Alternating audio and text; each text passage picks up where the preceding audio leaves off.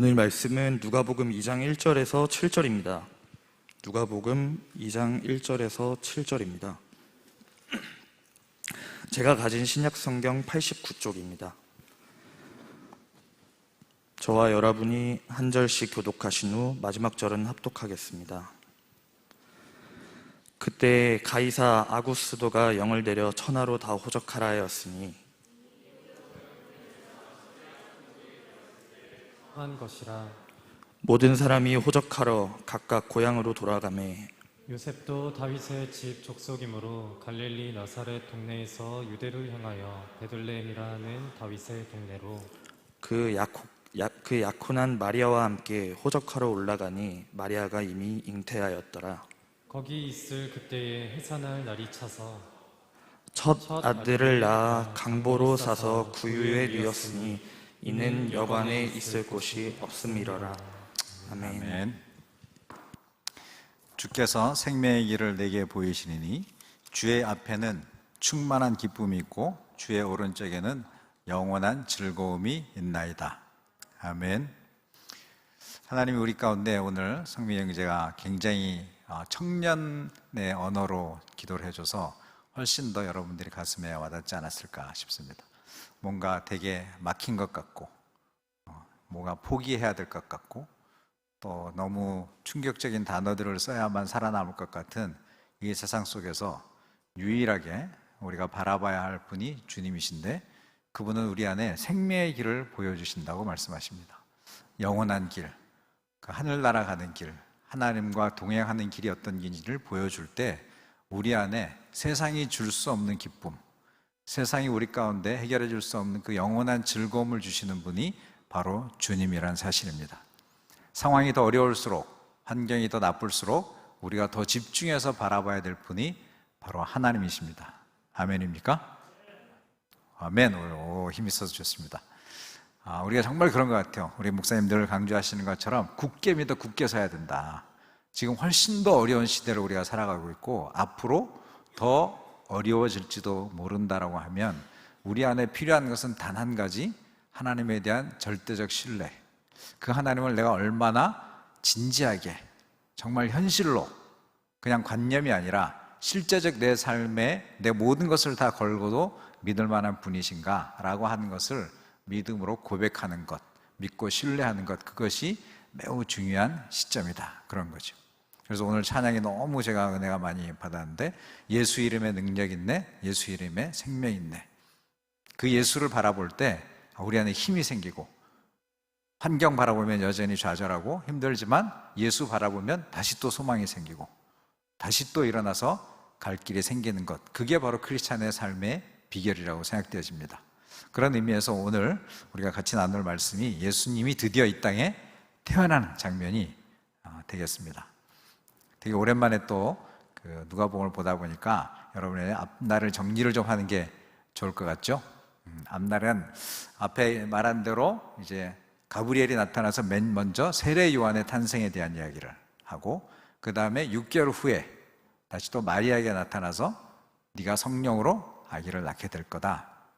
정말 그 당시에 지난번에 문화적 배경 이런 거 얘기했잖아요. 내가 아멘 한다는 사실은 뭐냐면 마리아는 그것으로 인해서 내가 죽어도 어쩔 수 없습니다 라고 하는 그런 목숨을 내건 순종이었다, 이렇게 얘기했죠. 16살 밖에 되지 않은 14살 정도나 그 언년에 있던 너무 우리 기준으로 따져보면 중학교 1학년, 2학년밖에 안 되는 그 어린 나이의 소녀가 그 어마어마한 소식을 듣고 그 자리에서 나는 주의 종입니다, 주의 말씀대로 그대로 이루어지기를 소망합니다 라는 고백을 할 수 있었다는 건 그 마리아가 그 하나님에 대한 절대적 신뢰를 갖고 있었기 때문에 그 자리에서 그 말씀을 엄청난 말을 듣고도 하나님 앞에서 반응할 수 있었다, 그런 거죠. 오늘 우리가 읽질 않았지만 1장에 보면 그런 이야기를 듣고 마리아가 바로 누구한테 달려가냐면 엘리사벳에게 달려갑니다. 그 사가랴, 자기의 친척이거든요. 근데 아이를 못 낳는 걸 잘 알고 있었기 때문에 빨리 달려가서 정말 내가 들은 이 사실과 또 사가랴, 엘리사벳에게 임한 사실이 사실일까 하고 그 유대 산지로 넘어가서 만나는 장면이 39절부터 1장 39절부터 쭉 나옵니다. 그럴 때 그 엘리사벳이 43절에 이렇게 얘기를 하는 거예요. 내 주의 어머니가 내게 나오니 이 어찌된 일인가? 엘리사벳은 마리아가 잉태했다는 사실도 알고 있나요? 모르고 있나요? 전혀 모릅니다. 그런데 그냥 마리아가 오는 것을 보고자마자 성령께서 충만하셔가지고 그런 고백을 한 거예요. 내 주의 종이, 내 주의 어머니가 내게 나오니. 깜짝 놀랐겠죠? 가브리엘이 내게 말한 이 모든 사실들이 어떻게 엘리사벳이 다 알고 있지? 이렇게 확인이 되어지는 그런 순간에 얘기되어지고, 그러면서 44절에 보라, 내 문안하는 소리가 내 귀에 들릴 때 아이가 내 복중에서 기쁨으로 뛰어놀았도다. 주께서 하신 말씀이 반드시 이루어지리라고 믿은 그 여자에게 복이 있도다. 이 엘리사벳의 고백을 듣고 마리아는 그 자리에서 찬양이 터져나오는 거예요. 정말 하나님의 살아계시는구나. 내게 임한 이 모든 것들이 다 하나님의 섭리 가운데 되어진 거구나. 이렇게 고백하면서 그 유명한 마리아의 찬송시가 쭉 뒤에 나와져 있습니다. 특별히 여기서 정말 놀라운 것은 세례 요한이 뱃속에서 지금 몇 개월째라고요? 임신 6개월째. 그런데 그 아이가 마리아의 문안을 받고 복중에서 성령이 충만해서 뛰어놀았다는 거예요. 그러니까 엄마 뱃속에 있는 아기가 벌써 생명의 반응을 하고 있다, 이런 얘기인 거죠. 정말 놀라운 일입니다. 그래서 우리나라 나이법이 되게 독특하잖아요. 제가 이것 때문에 찾아봤어요. 인터넷 찾아봤더니 이 나이법이 원래 중국, 베트남 이쪽에 좀 있었는데 딴 나라는 다 포기하고 세계에서 전 세계 유일하게 우리나라 나이법을 가지고 있는, 그 복중에 있는 아이도 1살로 치잖아요, 그렇죠? 그런 나이법을 가지고 있는 나라가 우리나라밖에 없다는 거예요. 그래서 이게 좀 많이 만으로 고쳐야 된다 이런 얘기가 있지만, 그러나 그 안에 또 여러 가지 설이 있지만 정말 우리가 그렇게 선조들이 생각한 것은 복중에 있는 아이도 생명이기 때문에 그 아이가 10개월 있을 동안에 1살의 시간을 먹은 거 아니냐라고 하는 생명 존중 사상이 우리 안에 들어있다는 거죠. 난 그게 너무 귀하다는 생각이 들었어요. 정말 복중에 있는 아이도 그 마리아의 반응 앞에 반응하는 그 모습들을 보면서, 송태건 목사님이 옛날에 설교를 들어보면 자기가 이 사건, 또 옛날에 어떤 사건을 경험하면서 꼭 자기는 축도할 때 엄마 뱃속에 있는 복중에 있는 아이도 복을 받게 해달라고 기도를 한다는 거예요. 그래서 그런 생명 존중 사상도 이 말씀을 통해서 한번 볼 수 있을 것 같고요. 그렇게 이제 마리아가 3개월 동안 엘리사벳과 같이 있다가 드디어 이제 나사렛에 가 있다가 오늘 이제 2장 1절이 때가 되어 그때에라는 단어로 시작하는. 자, 그래서 2절 1절에 보면 가이사 아구수도가 호적하라라는 명을 내렸어요. 그래서 여기서 가이사 아구수도가 누구냐가 되게 중요한, 누가는 이런 사건을 이야기하면서 역사적 배경과 연결을 시켜놓는 거예요. 그냥 아기를 낳았다 이렇게 안 하고 그 당시에 누가 통치할 때, 나중에 누가복음 쭉 같이 보겠지만 상당히 그 당시의 시대적 상황과 그 영적인 상황들을 같이 연결해서 설명하려고 되게 많이 노력한 게 누가입니다. 아까 우리 맨 처음에 봤던 자세히 미루어 살폈다 그렇게 있잖아요. 그러니까 누가는 그 어떤 사람, 헤로도투스 같은 급에 해당되어지는 역사가라 그랬습니다. 단순하게 우리가 알고 있었던 그동안 의사 정도, 의사면 좀 더 많이 배웠고 좀 더 이렇게 이과생이니까 조금 더 체계적으로 했겠지 정도의 수준이 아니라, 누가는 상당히 역사적 의식이 높았던, 역사학자급에 해당되어지는 상당히 높은 수준의 학식을 갖고 있었던 역사학자였다는 거죠. 그러므로 그 기록을 할 때도 그 당시에 그 역사적인 사건들과 이 영적인 사건을 연결하기를 굉장히 노력했던 사람입니다. 그럴 때 여기서 가이사 아구스도가 호적을 내렸다는 게 단순하게 그 어떤 때라고만 설명한 것이 아니라 그 안에 굉장히 많은 것을 설명하고 싶은 이야기가 이 안에 들어있다는 거죠. 자, 가이사 아구스도가 누구냐? 그럼 여러분이 학교 때 배웠던 이름이 뭐냐면 카이사르 아우구스투스, 이런 말 좀 들어본 것 같죠? 성경의 인물과 우리가 학교 때 배운 인물이 좀 달라가지고 여러분이 좀 헷갈리는데 아우구스투스라고 됩니다. 원래는 이 사람의 이름은 가이우스 옥타비우스. 이 사람도 어딘가 들어본 것 같죠? 율리우스 시저가 갑자기 이제 살해를 당합니다. 브루투스한테 살해를 당하고, 그 다음에 후계자를 누구로 하지? 이렇게 딱 펼쳐봤더니 생각지도 않게 19살에 옥타비아누스를 후계자로 세워라 이렇게 된 거예요. 그래서 이 옥타비아누스와 율리우스 시저의 관계는 자기 누나의 손자입니다. 그래서 외증조부인 거지, 줄리우스 시저가.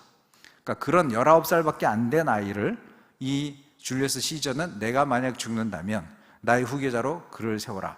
그래서 그가 후계자로 바로 세워지는 게 아니라 그 다음에 정적이 한 사람 나옵니다. 여러분이 많이 아는 안토니우스라고 하는, 클레오파트라와 안토니우스하고 그 다음에 옥타비아누스하고 내전이 일어나는 거예요.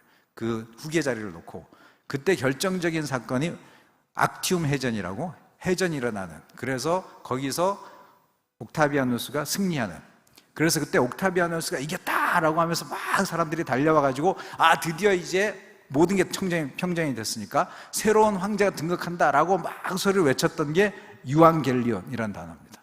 우리가 그동안 많이 들어봤죠. 유앙겔리온이 복된 소식, 기쁜 소식을 말할 때 유앙겔리온 이렇게 설명했다는 거예요. 새로운 황제가 탄생했다 하는 거죠.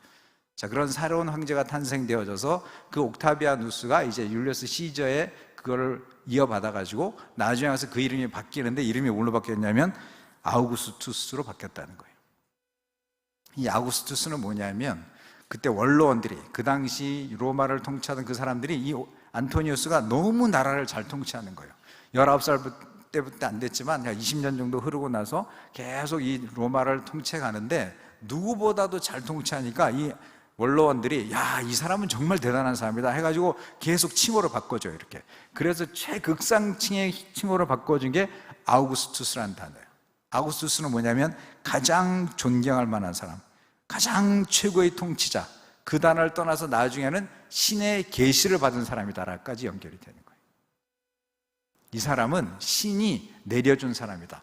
그래서 황제 숭배 사상이 시작되어지는 시발점이 이 사람부터 시작되는 거예요. 그래서 그 이유는 모든 로마 황제는 다 신이다 이렇게 되는 거죠. 그러니까 로마 황제가 신과 같은 존재다라고 말하던 사람이 누구냐? 여기 나오는 가이사 아구스토다 이런 거죠. 자, 그 사람이 통치하던 때, 그런 뜻입니다. 그러니까 예수 그리스도가 왔던 때는 그냥 일반적인 이상한 때가 아니라 전 세계가 로마한테 완전히 빠져가지고 로마, 팍스 로마 나라 그러잖아요. 정말 로마의 황제가 통치하는 이 세상이 가장 아이디어한 세상이고 가장 행복한 세상이고, 더 이상 이 로마를 정복할 사람, 로마에게 도전할 사람이 아무도 없다 그러던 그때, 즉 세상에 가장 강력한 통치자가 있던 그때 예수가 탄생했다, 이런 이야기를 누가는 하고 싶었던 것이죠. 세상에 눈에 보이던 권력자가 있지만 진짜 권력자, 진짜 하나님의 아들이 태어났어 라는 이야기를 대비해서 이야기하고 싶은 그 이야기인 거죠. 자, 그럴 때 이제 잠깐의 역사 시간으로 좀 돌아가겠습니다. 이 로마 황제, 로마가 통치하던 때는 언때인가라고 하는 것은 세계사를 좀 이해해야지 여러분이 되는데, 자, PPT 한번 보여주실래요? 신구약 중간사 얘기를 했습니다. 신구약 중간사가 몇 년이라 그랬죠? 구약 끝나고 신약 시작할 때 기간이, 텀이 이렇게 비어 있습니다. 얼마 동안 비어 있다 그랬죠? 400년. 그 400년의 역사가 어떻게 흘러갔는가를 예언처럼 보여주는 게 저 느부갓네살 왕이 꿈꿨던 저 신상 사건이에요. 느부갓네살이 갑자기 잠을 자는데 저런 큰 신상을 봤는데 도저히 해석을 못하는데 다니엘이 해석을 해줬거든요. 자, 그래서 이제 금처럼 생긴 저 모습은 바벨론 제국을 말하고, 그 다음에 두 팔을 이렇게 하고 있잖아요. 그 다음 제국이 페르시아 제국이야. 근데 페르시아 제국이 그 전에 메데 파사가 합쳐진 거거든요. 그래서 이 메데 파사 두 개가 이제 팔을 이렇게 하고 있는 것도 그냥 단순하게 팔이 아니라 한쪽 두 개의 나라가 합쳐져 가지고 되어진다, 그런 게 저기인데 다 들어있는 거죠. 그래서 페르시아가 세계를 통치했고, 그 다음에 아래로 내려오면서 그 다음에 헬라 제국, 그 다음에 철의 통치가 로마 제국이다 라고 하는 네 개의 제국의 흐름이, 그 느부갓네살이 잠자다가 꾼 그 신상 사건의 세 개의 흐름이 예언되어 있었던 거예요. 그럴 때 400년의 역사가 이 성경에 써 있지 않았지만 저 느부갓네살을 통해서 꿨던 저 꿈이 그대로 실현되어진 장면들이 전 세계사에 있는 거죠. 자, 그럴 때 성경은 뭐라고 말하고 싶으냐 하면 세계사의 주인공이 누구다? 하나님이다라는 걸 말씀하고 싶어요. 자, 그 다음 한번 보여주실래요? 자, 이제 지도가 세계 제국이 어떻게 큰가라고 하는, 제국이라고 표현을 쓰는 것은 한 나라가 작은 지역을 통치할 때는 그냥 왕국, 어느 나라라고 말하지만, 제국이라고 말할 때는 엄청난 지역을 통치하면서 다른 나라를 정복하고 그 나라를 이렇게 통치해가는 걸 제국이라고 합니다. 그래서 첫 번째 제국을 말할 때 아수르도 제국에 들어가겠지만 바벨론 제국이 가장 강력한 제국의 시작이에요. 자, 바벨론이 저만한 나라가 됐습니다. 엄청난 큰 나라의 제국이죠.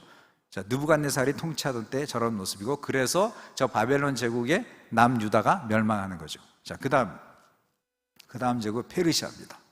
페르시아, 지금의 이란 사람들이 페르시아 주인이었습니다. 그 이란 사람들은 자기가 페르시아 제국의 후예라는 게 지금도 어마어마하게 지금 프라이드를 갖고 있는, 엄청나게 높아져. 그 다음에 어디죠? 헬라. 나 눌러보실래요? 자, 헬라 제국이 점점 더 커지죠. 전 세계가 저렇게 제국, 통치, 정복, 그래서 점점점 땅을 차지하는 것이 그 나라의 엄청난 부강한 권력을 표시하는 세계로 점점 흘러가고 있던 그때, 자, 물론 헬라 제국은 알렉산더가 나라를 통치하다 갑자기 30몇 살 만에 갑자기 죽어버려요. 그래서 그 다음에 4개의 나라로 통치했다가 다시 이제 로마가 나타나서 다시 또 통일을 이룹니다. 한번 보여주실래요? 다음, 로마 제국이 저렇게 컸던, 그러니까 전 세계를 통치하던 나라 로마, 그 중에서도 팍스 로마나 최초의 황제라고 일컬어지는 가이사 아구스토가 통치하던 그때 예수가 태어난다, 이런 거죠. 그러니까 하나님이 예수님이 탄생하는 시점을 잡으실 때 그냥 아무 때나 잡은 것이 아니라 전 세계가 무언가 세계의 통치자, 저 사람을 믿고 따르면 우린 평화를 누릴 수 있어, 우린 다 잘 먹고 잘 살 수 있었던 그때 하나님은 가장 낮고 낮은 그곳에 하나님의 아들 예수를 보내고 있는 그 두 가지가 이제 비교되어지는 사건이 이런 거고, 이 400년 동안에 영적으로 보면 또 두 가지 큰 의미 있는 일이 있는데, 하나는 뭐냐면요, 원래 구약시대의 언어는 뭘로 써 있을까요? 언어가? 옛날 모세오경 뭐 이런 구약 성경책 있잖아요. 구약 성경에 써 있던 최초의 언어는 히브리서죠. 그죠? 이스라엘 사람들이 쓰는 게 히브리서가. 근데 이제 헬라 제국이 들어오면서 전 세계가 헬라가 세계 공용어가 된 거예요. 그래서 히브리어로 된 성경을 다 읽을 수가 없어서 그 신구약 중간사 시대 때 유명했던 일 중에 하나가 뭐냐면 70명이 이 히브리어로 된 걸 헬라어로 번역을 합니다, 성경. 그래서 헬라어로 번역된 성경, 구약 성경을 가지고 있던 시대가 예수님이 태어났던 때예요. 그러니까 복음이 굉장히 확산되어지기 되게 좋은 때가 준비된 때. 또 하나가 모든 길은 로마로 통한다 그랬잖아. 그래서 로마 제국이 전 세계를 통치하면서 뭘 했냐면 어마어마한 길을 닦아요. 그래서 그 길이 결론적으로는 나중에 사도 바울을 통해서 복음이 확산되어질 때 순식간에 확산되어질 수 있는 준비가 된 때, 그때 예수 그리스도가 태어난다, 이런 얘기인 거죠. 오늘의 그 말씀을 보면서 자, 호적하라라는 표현이 나오죠. 그 호적이 뭐냐면은 자기의 원래 고향으로 돌아가서 그 사람의 이제 명부를 확인하는 거예요. 그래서 원래는 남자만 가면 됩니다. 그래서 자기의 원래 고향, 그래서 요셉의 원래 고향이 어디냐면 다윗의 후손이기 때문에 다윗의 본거지가 어디냐면 베들레헴이었던 거죠. 만약 이 가의사 아구스도가 호적하는 말을 하지 않았다면 예수님은 어디서 출생했을까요?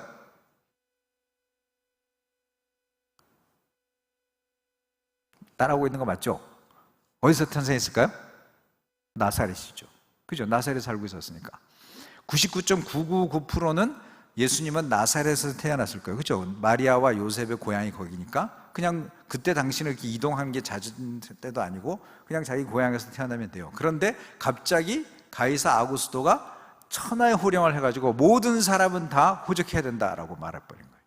그러는 바람에 나도 호적하러 가야 되겠네 하고 요셉이 가면서 이제 점점 배가 불러있는 마리아를 혼자 둘 수 없어서 같이 데려가는 거죠. 그 먼 길을. 그 거리가 약 140km 정도 된다, 이렇게 나와요. 뭐 122km, 150km 이렇게 되는데 통상 한 보면 막 140 몇 킬로 정도 되는 것 같아요. 어마어마한 거리를 점점 배가 불러오는 아내를 데리고 가게 되는데 거기가 그 땅이 어디냐면 베들레헴인 거죠. 그래서 예수님의 탄생지가 어디가 되냐면 베들레헴이 돼버리는 거예요. 근데 이 베들레헴이라는 게 바로 성경에 예수가 태어날 곳이 예언되어 있던 장소인 거죠. 가만히 있었으면, 가이사 아구스도라는 세계 통치자 가만히 있었으면 나사렛에서 태어났을 텐데 그 사람이 군사 목적으로, 세금을 징수할 목적으로 자, 모든 사람은 다 호적해야 돼 라고 하는 그 명령이 떨어지는 바람에 미가 시대 때, 미가서 5장 2절 한번 볼까요? 거기에 보면 베들레헴에서 예수가 태어날 거다라고 하는 게 예언이 되어 있는 거예요. 자, 5장 2절 한번 같이 읽겠습니다. 베들레헴 에브라다야, 너는 유대 족속 중에 작을지라도 이스라엘을 다스릴 자가 내게서 내게로 나올 것이라. 그의 근본은 상고에 영원에 있느니라. 그래서 이 약속의 말씀 때문에 나중에 동방박사들이 찾아오잖아요, 헤롯한테. 그랬더니 헤롯이 이제 사람들한테 물어보는 거야. 야, 도대체 메시아가 어디서 태어나는 거야? 그랬더니 이 사람들이 이 말씀을 기억하고 있는 거야. 베들레헴입니다. 그러니까 예수님의 탄생은 그냥 우연이나 뭐 이렇게 된 게 아니라 아주 정교한 시스템에 의해서 정교한 하나님의 프로그램에 의해서 예언의 성취로 되어지는 거다 이런 거죠. 세상의 최고의 통치자라고 가이사 아구스토는 말하고 있었지만 하나님의 섭리에서 보면 그 하나님의 섭리를 성취하는 하나의 도구밖에 안 되는 존재, 그런 존재가 바로 가이사 아구스토였고, 하나님은 그 모든 것들을 이용해서 자신의 예언을 정확하게 자신의 시간 계획에 따라서 성취해 가시는 분이다 이런 거죠. 이 말씀을 통해서 우리가 같이 생각해 볼 수 있는 건 세계의 통치자가 누군가. 지금은 미국이고 중국이고 막 뭐 시진핑이고 뭐 이렇게 얘기하지만, 그럼에도 불구하고 이 세상의 모든 역사를 주관하시는 분은 하나님이십니다. 아멘입니까? 여러분이 그 의식을 가지셔야 돼. 눈앞에 보여지는 게 로마가 세상을 통치할 것 같고, 가이사 아우구스토가 모든 걸 다 할 것 같고, 팍스 로마나가 이어서 그 어떤 것도 영원히 갈 것 같은 그 세상 속에서도 여전히 역사하시고 여전히 역사의 주인공은 하나님이시구나. 세계가 다 내게 속했다라고 말씀하시는 그 하나님이 그 역사를 주관하고 계시는구나 라고 우리도 믿음으로 받아들여야 된다는 것이죠. 세계의 역사가 하나님에 의해서, 그래서 마지막 예수님의 예언, 하나님의 예언이 남은 게 뭐죠? 예수님의 재림이죠. 그 재림도 정확하게 그 역사를 이루셨던 그 하나님이라면 나중에 가서도 정확하게 그걸 이루실 분이 하나님이구나 라고 우리 안에 그 믿음, 역사의 주관자는 하나님이십니다. 하나님이 모든 것을 통치하십니다 라는 믿음의 고백, 그것이 우리 안에 지금 이 어두운 세대, 혼탁스러운 세대를 살아가는 우리에게 필요한 주님의 요구사항이라는 것이죠. 그럼 세계를 통치하시는 그분이 내 인생은 통치하지 않으실까요? 그 주님은 내 인생도 그렇게 통치해 가시는 거예요. 여기 그때라는 표현 있잖아요. 제가 이걸 보면서 너무 재밌는 건이, 하나님이 참 신기하셔. 제가 설교를 하려면 꼭 이렇게 재밌는 예화를 경험케 하시는 하나님이 있어요. 지난 금요일이었습니다. 저녁을 먹고 이제 금요 차례를 하기 전에 약간 산책도 할 겸, 그래서 바깥으로 이렇게 나가서 필요한 것도 좀 사올 게 있어서 인원시장 쪽으로 쭉 내려가고 있었어요. 이렇게 나는 내려가고 있는데 누군가가 딱 이렇게 정확하게 오면서 내 옆을 딱 지나는 거지. 이렇게 1초만 늦었어도 못 알아보는 거야. 딱 봤더니 누군가 볼 때 예지 자매입니다. 예지, 정예지 자매가. 예지 자매 지금 보이나요? 나 이게 보니까 안 보이는데 저 뒤에서 얼굴을 막 가리고 웃고 있는 것 같은데, 예지 자매가 쭉 가다가 딱 맞는 거. 예지! 그랬더니 딱 맞는 거지. 야, 원수는 외나무 다리에서 만난다더니 너랑 여기서 만나더니 저희가 왜 왼수입니까? 그래가지고 둘이 가지고 카페 가서 차 한잔 했어. 그러면서 계속 야, 너랑 나랑 이렇게 만난다는 게 우연이고 이게 말이 되겠냐 막 그러면서, 근데 처음에는 이게 뭐 그렇게 꼭 우연일까요? 뭐 이러는데 얘기를 하다 보니까 매우 중요한 인생에, 자기 가족에 의사결정해야 되는 문제가 있는 거예요. 그래서 그 얘기를 이렇게 들으면서 내가 그건 이거고 이거 이렇지 않을까 이렇게 점점 얘기해 줬더니 하나님이 이렇게 만나게 하신 게 맞네요 이렇게 얘기하는 거야. 야, 하나님의 그때라는 표현 있잖아요. 그 예수 그리스도를 이 땅에 보내야 될 그때, 전 세계 로마의 통치 아래 있고 가이사 아구스토가 통치하고 그 다음에 70인역이 번역되어 있고 로마의 모든 도로가 다 되어졌던 그때, 우리 인생에도 하나님이 그렇게 생각처럼 우연 같은 그 필연을 만들어 가시면서 이루시는 분이 주님이신 거지. 그러므로 여러분들이 내 인생의 눈앞에 깝깝하다, 아까 성민 형제 기도해 준 것처럼 눈앞에 아무것도 보이는 게 없다, 되는 게 없어, 난 안 돼 라고 포기하는 게 얼마나 어리석은 일인가. 그래서 크리스찬들은 포기하기를 포기해야 된다, 저는 그렇게 생각하고 있어요. 포기하기를 포기하는 거예요. 마지막 내 목숨이 끊어지는 그 순간까지도 우리는 소망 갖고 하나님을 바라보는 거죠. 그것이 믿음이라고 생각되어지는 거죠. 여러분들에게도 그 통치자이신 하나님, 내 인생의 전 세계를 주관하시는 그 하나님이 내 인생에, 나도 나의 아버지, 그분이 나의 아버지시고 내가 그분의 아들이므로 그분이 내 인생을 책임져 주시고 내 인생을 그렇게 이끌어 가시는 분이라는 믿음, 그 믿음의 고백이 여러분의 고백이었으면 좋겠습니다. 자, 두 번째로 이 말씀을 보면서, 자 6절에 보면 거기 있을 때 해산할 날이 차서 첫 아들을 낳아 강보로 싸서 구유에 뉘니 이는 여관에 있을 곳이 없음이로라. 크리스마스 때 가장 많이 연극되어지는 장면이 이 장면이잖아요. 근데 이제 설교를 주면서 이렇게 좀 많이 찾아봤더니 굉장히 많은 오해가 이 안에 있다는 거예요. 왜냐하면 여관이란 단어와 구유라는 단어 때문에 우리가 굉장히 잘못 해석하고 있는 구절이 이 구절이라는 거예요. 첫 번째, 여관이라는 단어가 우리가 생각하는 그 여관이 아니라는 거죠. 그래서 원어로 보면 쓰는 언어가 다르대요. 우리가 생각하는 그 여관, 그 많은 사람이 같이 와서 이렇게 잠잘 수 있는 여관에 쓰는 단어가 이 단어에 쓰이지 않았다라는 거죠. 그러므로 사마리아 사람이 강도 만난 사람을 도와줄 때 여관에 데려가서 재웠다 이러잖아요. 그때 썼던 여관은 우리가 생각하는 그 여관이 맞아요. 그런데 여기서 말하는 여관은 그 여관이 아니라 베들레헴은 되게 작은 동네입니다. 그 작은 동네가 여행자들을 위해서 그렇게 여관을 마련해 놓을 수도 않았겠죠. 그 여관이 없었다라는 게 그 당시에 문헌을 보면 사람들의 다 해석을 해보면 우리가 생각하는 그 여관이 아니고 그냥 개인 집이에요. 그런데 개인 집은 이 중동들은 어떻게 돼 있냐면 항상 사랑방처럼 지나가는 나그네나 누구를 재울 수 있는 여분의 방을 갖고 있었던 그런 집들이 많이 있었던 거죠. 근데 그 당시에 호적하라는 바람에 갑작스럽게 엄청난 사람이 많이 온 거예요. 그러니까 그냥 평상시는 여유롭게 제가 좀 잘 이렇게 좀 묵을 수 있을까요? 그러면 되게 호의적이기 때문에 뭐 우리 집에 좀 머물다 가시죠라고 하는데 그렇게 개인 집에도 머물 공간이 없었다 이런 뜻이죠. 그 정도로 사람들이 많았다 이런 거고요. 그러면서 또 하나는 그 집의 구조가 우리가 생각하는 그러면 두 번째로 그럼 여기서 구유라고 하는 걸 때 그럼 이게 무슨 구유일까? 그럼 우리가 흔히 말하는 마구간이라는 생각하잖아요. 그것도 또 잘못됐다 이런 거예요. 그 당시에는 말을 키우지 않았습니다. 말은 엄청나게 비싸기도 했고 고가기도 하고 일반 그런 조그만 마을에서 말을 키우지 않고 소를 키우지 않았다. 여기는 유목민이었기 때문에 그나마 그들이 키웠던 거는 구유라고 치면은 낙이었을 거다 이런 얘기인 거죠. 자, 집의 구조 한번 PPT 한번 보여주실래요? 조금 잘 사는 집은 저렇게 복층 구조가 돼 있었답니다. 그래서 1층 우리가 말하는 마당에서 이렇게 들어가면 거기서 동물을 키우는 거예요, 같이. 그래서 동물하고 사람하고 같은 공간에서 살았습니다. 그러니까 좀 부잣집은 저렇게 1층을 갖고 있고 2층, 3층, 4층 복층으로 이렇게 올라가면서 사람들이 사는데 돈이 없는 집은 또 어떻게 하냐면 저 오른쪽에 보면 동굴 있잖아요, 그렇죠? 그 천연 동굴 위에다 집을 지은 거예요, 이렇게. 그래서 제가 베들레헴에 가봤잖아요. 그랬을 때 예수님이 태어난 그곳이 바위예요, 바위. 그리고 구유라고 하는 게 바위를 깎아가지고 되어진 천연 구유통입니다. 그렇게 따져보면 예수님이 태어난 곳은 저 오른쪽에 나오는 저런 동굴 위에 지은 집, 거기조차도 사관, 거할 곳이 없어서 그 방에 못 모아서 밑에 있는 동물들이 있었던 그곳을 한 켠을 치워서 그럼 여기라도 있으실래요? 해서 겨우 얻어서 있었던 공간이라고 생각되어지는 게 바로 그건 거죠. 이 세상에 태어난 사람들 중에 누가 저렇게 동물이 있는 그곳에서 그 여물을 먹는 그 통에서 태어난 사람이 몇 명이나 있을까요? 예수님이 만약 지난번에 내가 얘기했나요? 왜 예수님이 그때 말구유 그런 얘기했죠. 그래서 왜 말구유에 태어나냐 그러면 예수님의 어머니가 말이어 가지고 뭐 이런 논센스 얘기를 했는데 예수님이 말을 타고 오지 않았고 예수님이 나중에 그 예루살렘 성에 입성할 때도 말 타고 들어가지 않았잖아요. 그 당시 말은 뭐냐면 개성 장군이 타는 전쟁을 의미하는 동물이 말이었습니다.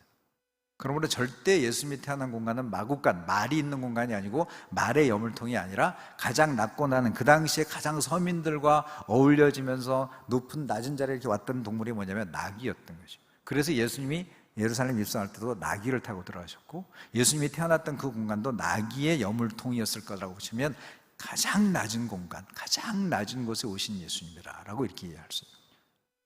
이 땅에 태어난 사람 중에서 누가 그런 곳에서 태어난 사람이 몇 명이나 될까요?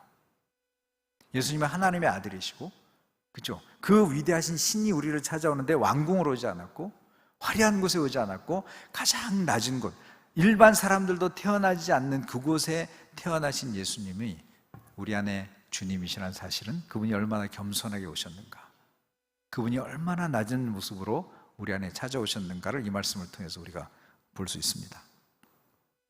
특별히 저는 개인적으로 예수님이 신이신 하나님이 성육신 하셨다 라는 은혜가 너무너무 큰 은혜라는 생각이 들어요. 어떻게 그 크신 신이 이 낮고 낮은 곳에 더더군다나 그 구유에 나귀의 구유통이 있는 그곳에 태어날 생각을 하셨을까라고 생각해 보면 그 성육신의 은혜가 얼마나 큰가 하는 생각을 한번 해보게 돼요. 옛날에도 한번 얘기한 적이 있었지만 제가 생각한 건 하나님의 사이즈였습니다. 도대체 하나님의 사이즈는 얼마나인데 나 같은 사람의 모습으로 이 땅에 오셨을까? 라고 할 때 제가 생각했던 건 우주의 사이즈였어요. 자, 이 땅에 지금 존재하는 사람의 숫자가 약 80억 정도 되겠죠. 그렇죠? 80억 분의 1이 내가 존재하는 내 존재 가치라는 거예요. 80억 명 중에 한 명입니다. 또 내가 속한 이 지구, 태양계가 속한 이 은하계가 별의 숫자를 내가 이렇게 아무리 찾아봐도 딱 떨어지지 않아요. 왜냐하면 아직도 그 숫자를 못 세고 있다는 거예요. 너무 광대하기 때문에. 약 1000억 개에서 4000억 개의 별이 있다는 거예요. 태양계가 속한 별이 1000억 개에서 4000억 개가 있는 별 중에 1이 지구예요. 그리고 이 태양에 속한 은하계잖아요. 이 은하계의 숫자만 해도 약 1000억 개가 있다는 거예요. 이 우주에. 그 모든 것을 다 초과하시는 분이 하나님이신 거죠. 그 크신 하나님이 낮고 낮은 모습으로, 낮고 낮은 나를 찾아오시는데 그렇게 낮은 모습으로 찾아오실 수 있을까? 저는 그걸 생각해 볼 때마다 너무너무 은혜가 되는 거예요. 늘 우리가 얘기하잖아요. 이 손가락 여기 위에 어마어마한 박테리아가 있을 거라고. 옛날에는 아무것도 없다 그랬죠. 근데 점점 과학이 발달될수록 여기 안에 얼마나 많은 세균이 있고 얼마나 많은 병균이 있는지 나타나잖아요. 전자현미경 보면 여기서 팔팔 하거든요. 그 창조과학이나 이런 거 보면 그 개를 또 해부해보면 그 안에 어마어마한 DNA 염색체가 들어있다는 거예요. 그렇게 작은 존재, 나랑 비교해보면 그렇게 작은 존재가 내가 사랑한 거야. 박테리아를 사랑해서. 그래서 내가 쟤들을 살려주고 싶어. 내가 쟤들을 구원하고 싶어. 그래서 내가 그 낮고 낮은 박테리아의 모습으로 찾아온 게 오늘 우리가 본 본문의 이야기죠. 여러분이 한번 개인적으로 한번 많이 묵상하면 좋을 것 같아요. 어떻게 주님 나를 찾아오셨나요? 어떻게 그렇게 크신 하나님이, 그 우주를 관할하시고 창조하신 그 하나님이 어떻게 이렇게 작아지셔서 그렇게 낮고 낮은 모습으로 나를 찾아오셨나요?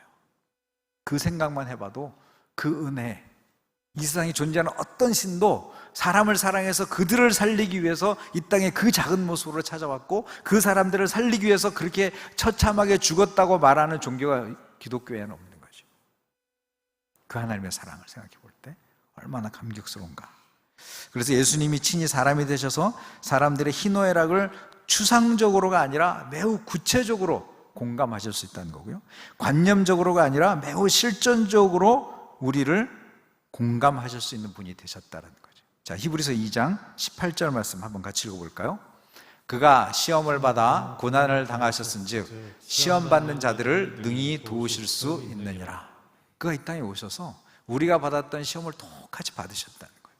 이거를 제가 현대어 성경으로 읽어봤더니 이런 표현이 되어 있습니다. 그리고 친히 고난과 시련을 겪으셨기 때문에 우리가 겪는 고난과 시련의 어려움을 아시고 능히 도와주실 수 있었습니다. 이런 표현. 주님이 이 땅에 우리랑 똑같이 사셨고 우리보다도 훨씬 더 낮은 모습으로 태어나셨고 우리보다 훨씬 더 어렵게 사셨던 그 주님이 우리가 살아가는 때 겪는 이런 고통, 아까 성명제가 말했던 정말 이 시대에 뭐 영끌이라 그러고 모든 걸 다 해도 될까 말까 이 참혹한 세상에 살고 있는 여러분들을 다 공감하시고 다 이해하실 수 있다라는 거죠. 그래서 심리학용어로 공감적 이해라고 되어 있습니다. 어제 리더들하고 같이 읽었던 세가족반, 세신자반 책에서 보면 예수님이 이 땅에 찾아오셔서 우리를 공감적으로 이해하실 수 있다라는, 그게 심리학 용어인데 같은 입장에 처함으로써만 공유할 수 있는 이해를 심리학용어로 공감적 이해라고 합니다. 주님은 여러분을 공감적으로 충분히 이해하실 수 있다라는 거예요. 그러므로 내 처지를 누가 알아줄까? 그렇게 말씀하지 말고 그 주님은 내 모든 것을 다 아시겠구나, 이렇게 얘기하는 거예요. 제가 같이 교제하는 BBB 형제가 있습니다. 지금 LG 재단의 팀장으로 일하고 있는데 지난 목요일날 저녁 때 같이 또 성역구분 하는데 이런 얘기를 하는 거예요. 자기가 이제 이동을 했습니다. 다른 부서에 LG 아트센터에 있다가 본사로 갔는데 갔더니 어떤 여직원이 되게 막 직원들 관계가 되게 안 좋은 거예요. 그 왜 그럴까 해가지고 이제 불러도 면담을 이렇게 해봤는데 이제 사연이 있는 거야. 결혼하는 아이 자매인데 직원인데 그 아이가 X 염색체 이상이 있대요. 희귀성 병이 생긴 거지. 그런데 지금 또 임신이 된 거예요, 둘째가. 그러면서 이 아이를 낳아야 되냐 말아야 되냐라고 하는 엄청난 기로에 서 있는 거예요. 자기 비롯해서 처갓집에서는, 친정에서는 애를 낳았으면 좋겠다 얘기하고, 저쪽 시댁에서는 낳지 않았으면 좋겠다 얘기하고, 그런 과정 속에서 회사에서는 자기가 그런 처지에 있다는 걸 누구도 공감해 주지 않고, 옛날에 있었던 팀장은 그 자기 아이의 모습을 보고 굉장히 막 외모를 가지고 막 비하하기도 하고, 그리고 그 아이가 태어났을 때 1년 내내 병원을 전전긍긍하면서 그 장애인을 키워야 되는 그 엄마의 마음을 직장 안에서 아무도 공감해 주지 않았는데, 이번에 갔던 그 홍상기라는 형제가 그 얘기를 공감해 줄 수 있었던 거예요. 왜냐하면 그 친구의 첫째 아이가 똑같이 장애인이거든요. 내 아이도 장애인이다. 나도 그 아이가 태어났을 때 너무너무 힘들었고, 그 아이를 위해서 1년 동안 아내와 함께 둘이서 평원을 짰다면서 너무너무 힘들었다. 그런데 둘째도 셋째도 건강하게 잘 태어나서 지금 잘 자라고 있다. 오히려 둘째가 셋째가 있어서 첫째 아이한테 엄청나게 유익하고 도움이 되는 걸 내가 안다. 내가 충분히 배려해 줄 테니까 힘을 내고 잘 견뎠으면 좋겠다. 이런 얘기를 한 거죠. 그랬을 때 그 여직원은 그 누구도 자기의 그 말을 공감해 줄 수 없었는데, 이 홍 팀장이라는 사람은 자기 아이가, 첫째 아이가 장애인이기 때문에 그 장애인을 키웠던 그 이미 선배잖아요. 이 아이가 지금 중학교 1학년까지 컸거든요. 그러니까 그 아이를 키워내면서 겪었던 그 많은 아픔들, 그 많은 고통들에 대해서 충분히 공감해주고 얘기해 줄 수 있으니까 이 여직원이 마음이 열려지기 시작하는 거예요. 그래서 우리가 같이 기도해 주기로 했습니다. 힘을 내도록. 그래서 그 아이를 건강하게 잘 낳을 수 있도록 우리 옆에서 돕고, 나중에 언젠가는 예수님을 믿게 되는 사람이 됐으면 좋겠다. 그런 얘기를 한 거죠. 주님이 마찬가지인 거예요. 우리가 이 땅에 와서 저 높은 보좌에 계셔서 야, 너희들 힘들지 괜찮아, 내가 있어, 이렇게 말씀하지 않았다는 게 얼마나 감사한지 몰라요. 어쩌면 여러분보다 흙수저 중에 흙수저로 태어났죠. 그렇죠? 출생, 여러분이 어쩌면 내 출생은 왜 이러지? 어떤 사람은 되게 좋은 조건에 태어났는데 나는 왜 이렇게 태어났어? 우리 집안은 왜 이라고 말할 때 여러분이 예수님보다 더 나쁜 상황이냐? 그 예수님은 우리보다도 훨씬 더 안 좋은 상황 가운데 태어나셨고, 그렇게 살아냈던 그 삶이 그 주님이라는 사실 때문에 내가 당하는 어떤 고통, 내가 당하는 어떤 어려움도 공감하지 못할 일이 없다라는 거죠.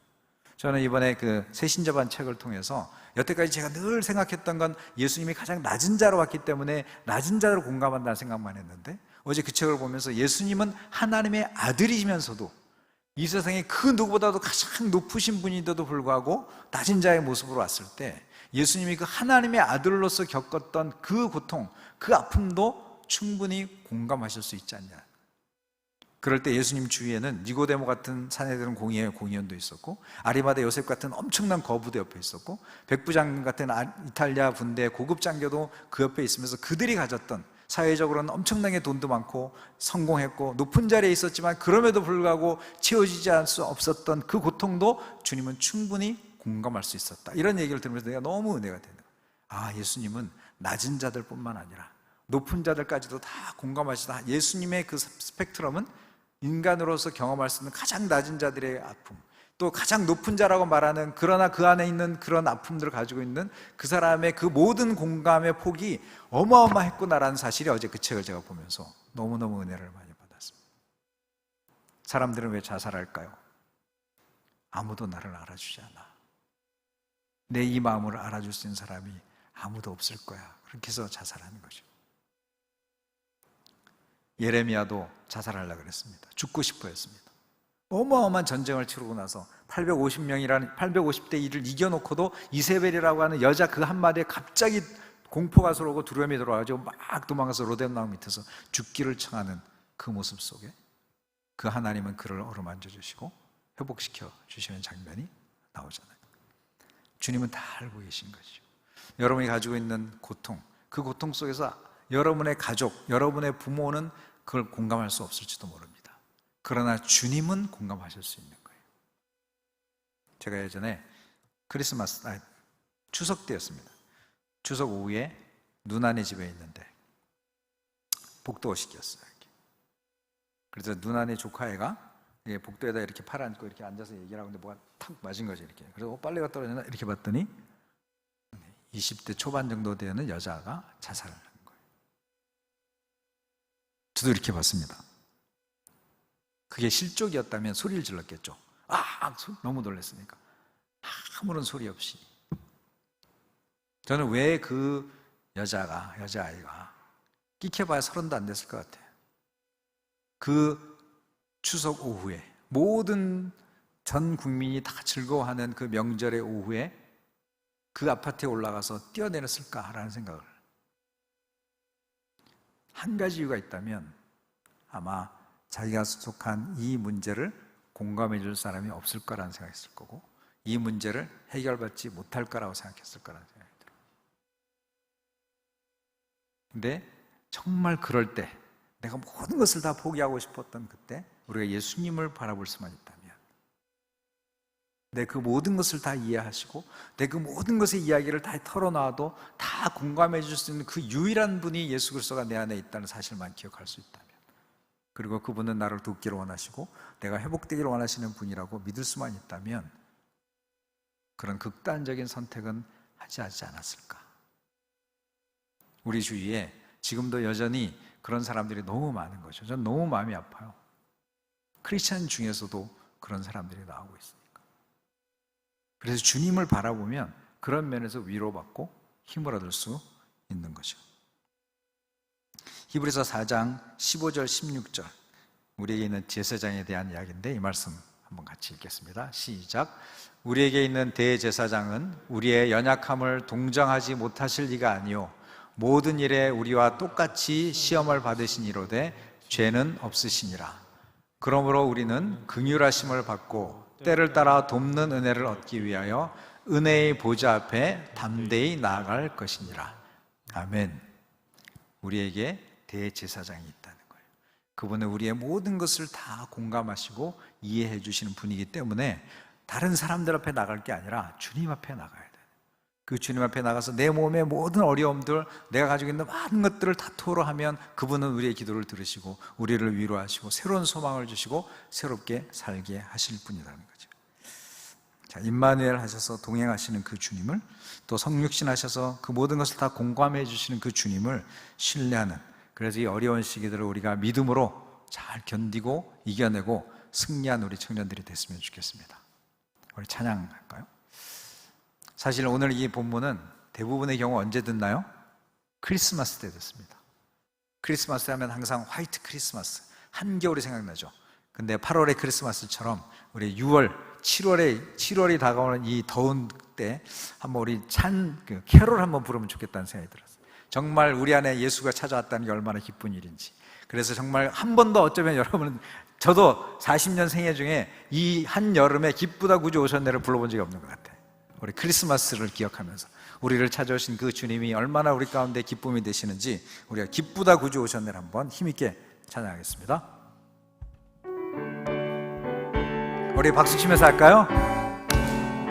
기쁘다 구주 오셨네, 만백성 맞아라, 온 교회여 다 일어나, 다 찬양하여라, 다 찬양하여라, 다 찬양하여라. 구세주 탄생했으니 다 찬양하여라. 이 세상의 만물들아 다 화답하여라, 다 화답하여라, 다 화답하여. 온 세상 죄를 사려, 세상 죄를 사하려 주 예수 오셨네. 죄와 슬픔 몰아내고 다 구원하시네, 다 구원하시네, 다 구원하시네. 은혜와 진리 되신 주, 은혜와 진리 되신 주, 다 주관하시니 만국 백성 구주 앞에 다 경배하여라, 다 경배하여라, 다 경배하여라. 아멘. 우리를 찾아오신 그 주님을 찬양합니다. 이 시간에 우리 기도할 때 두 가지 놓고 오늘 말씀, 정말 세상의 통치자가 하나님이십니다. 눈앞에 보여지는 것, 그것이 통치하시는, 그 사람들이 통치하시는 것이 아니라 보이지 않는 하나님이 이 땅의 주관자시며 보이지 않는 그 하나님이 내 인생의 주관자임을 내가 믿습니다. 흔들리지 않도록 상황 환경 때문에 주님이 나를 이끌어 가신다는 정교한 계획을 가지고 이끌어 가신다는 사실을 의심하지 않도록 믿음의 믿음을 더하여 주옵소서. 또한 두 번째로 우리 가운데 찾아오신, 가장 낮은 모습으로 찾아오신 그 주님이 내 모든 마음의 깊은 고민과 그 모든 슬픔들, 또 그 안에서 내가 누구에게도 말할 수 없는 것들을 깊이 공감하시는 그 주님인 것을 믿고 내 안에 염려하지 않고 그 주님께 모든 것을 통하며 나가며 힘을 얻고 주님과 동행하는 그 삶이 되어줄 수 있도록 축복하여 주옵소서. 이 시간 주여 한번 부르고 같이 함께 기도하겠습니다. 주여! 아버지 하나님, 이 땅에 찾아오신 아버지 하나님, 가이사 아구스도가 마치 이 땅의 주인인 것 같은 그 시대 가운데 아버지 하나님의 아들로서 이 땅에 찾아오신 예수님을 이 시간 고백합니다. 아버지 하나님, 베들레헴이라고 하는 그 작고 작은 마을에 아버지 하나님, 또 그곳에서도 작고 작은 낮은 자의 모습으로 아버지 하나님 동물들이 있었던 그 우리 속에 아버지 하나님, 참으로 주님 나귀의 구유 속에 태어나신 그 예수님을 아버지 하나님, 가장 낮은 자의 모습으로 찾아오신 주님을 아버지 하나님, 나의 구주 나의 하나님으로 믿고 따를 수 있도록 도와주신 주님을 찬양합니다. 아버지 하나님, 세상의 통치자가 이 세상을 통치한다고 하는 그 세상 속에서 아버지 하나님, 보이지 않는 그 하나님이 여전히 통치하시며 세상의 주관자이시며 세계사의 주인이 하나님이심을 믿습니다. 아버지 하나님, 내 인생도 주님이 그렇게 통치하시며 그렇게